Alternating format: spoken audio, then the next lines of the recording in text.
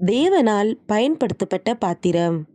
அவர் இயேசு கிறிஸ்து பெருகவும் நான் சிறுகவும் வேண்டும். யோவான் 3:30. தலைப்பு: விசுவாசத்தில் உறுதிப்படுங்கள். இன்றைய தேவமனிதர் பாலிகார்ப். மண்ணில் பிறந்தது கிபி 69ஆம் ஆண்டு.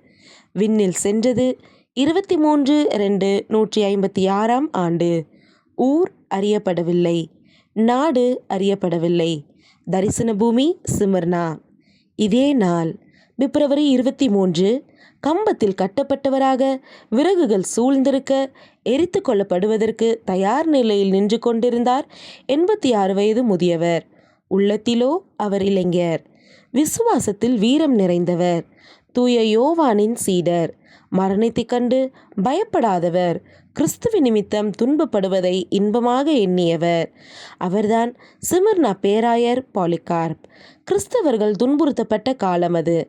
ராயனை கடவுள் என்று வணங்க கட்டளையிடப்பட்ட வேளை.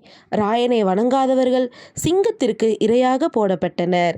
கிறிஸ்துவை பின்பற்றியதால் பலவித சித்திரவதைகளுக்கும் கொடுமைகளுக்கும் உள்ளாயினர். போர் வீரர்கள் பாலிகார்ப்பை பிடித்த நாள் விசாரணைகள் உலாவாரியாக நடந்தன.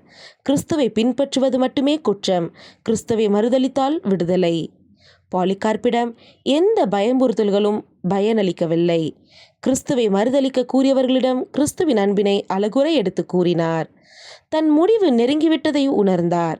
கிறிஸ்தவர்கள் தங்கள் விசுவாசத்தில் உறுதியுடனும் தெளிவுடனும் இருக்கும்படி கேட்டுக்கொண்டார். மறைமுக கிறிஸ்தவர்கள் மனதுக்குள் அழுதனர்.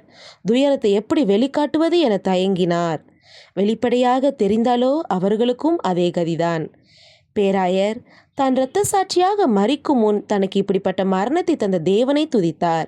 சற்று நேரத்திற்குள் அவர் உடலை தீ சூழ்ந்து நின்றது. அவர் முகமோ தேவதூதரை போல ஜொலிக்க தேவலோகம் சென்றார். அன்பரே, பாலிகார்ப்பை போன்ற விசுவாசம் உம்மிடம் உள்ளதா? வாழ்விலிருந்து வாழ்வுக்கு. எந்த ஒரு கிறிஸ்தவனும் தனது ஆவிக்குரிய நிலையை பற்றிய சுய திருப்தி கொள்ளக்கூடாது.